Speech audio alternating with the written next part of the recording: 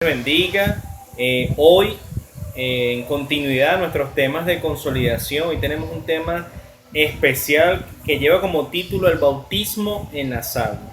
Y lo que realmente el significado del bautismo es sumergirnos y reconocer que Jesús tiene una vida nueva para nosotros.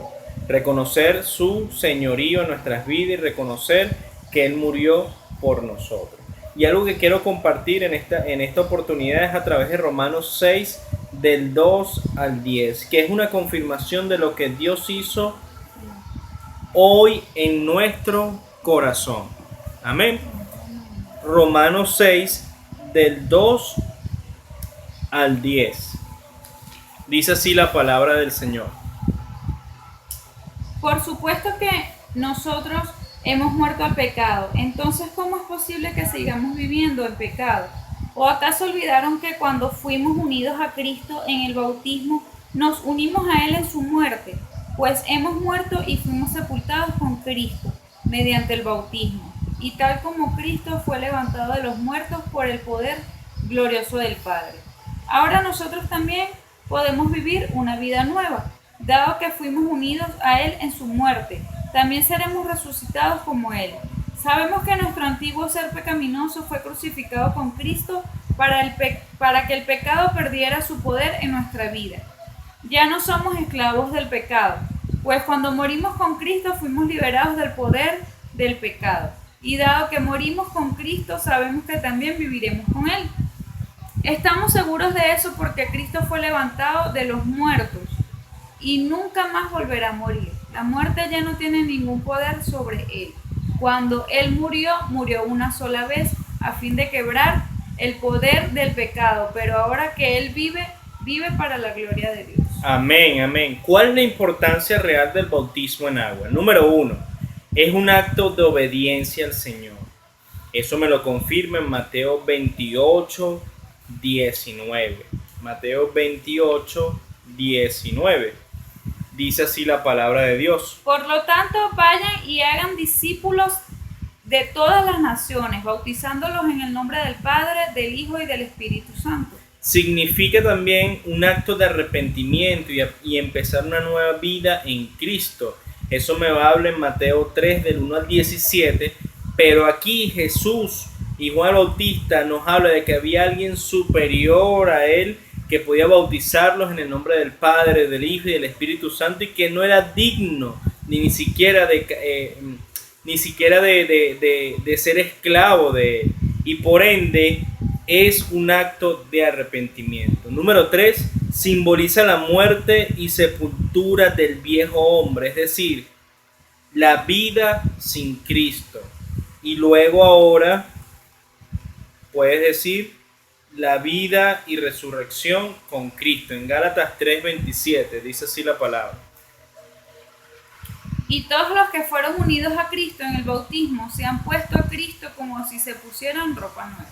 Amén. Y esto también simboliza a través de un acto público nuestra fe en Jesucristo. Quiero aclararte que el bautismo no salva, ya que somos salvos por la fe en Jesucristo. Es un acto de obediencia, como te lo decía anteriormente. Ahora, ¿cuáles son los requisitos del bautismo? Lo vamos a leer en Hechos 2:38, y dice así la palabra de Dios. Pedro contestó: cada uno de ustedes debe arrepentirse de sus pecados y volver a Dios, y ser bautizado en el nombre de Jesucristo para el perdón de sus pecados. Entonces recibirán el regalo del Espíritu Santo. El primer requisito es que debes arrepentirte, ¿ok? En la Biblia no hay registro de que hayan bautizados niños menores a 12 años, niños, bebés, o que tengan un año porque no tienen conciencia del pecado.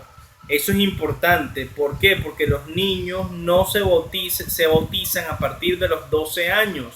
Jesús se bautizó ya adulto.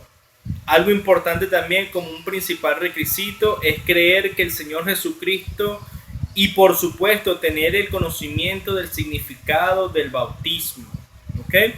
Es importante que en esta clase debas entender que no necesitas una preparación o clases para estar para ir a las aguas, sino que debes creer, debes arrepentirte y aceptar al Señor como tu único y suficiente Salvador. Me lo dice en Hechos 8 del 26 al 39. Hechos 8 del 26 al 39. Dice, en cuanto a Felipe, un ángel del Señor le dijo, ve al sur por el camino del desierto que va de Jerusalén a Gaza.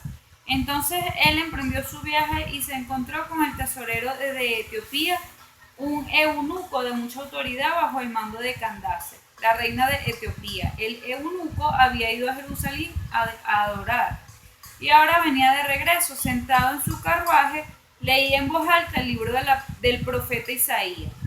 El Espíritu Santo le dijo a Felipe, acércate y camina junto al carruaje. Felipe se acercó corriendo y oyó que el hombre leía al profeta Isaías. Felipe le preguntó, ¿entiendes lo que está leyendo?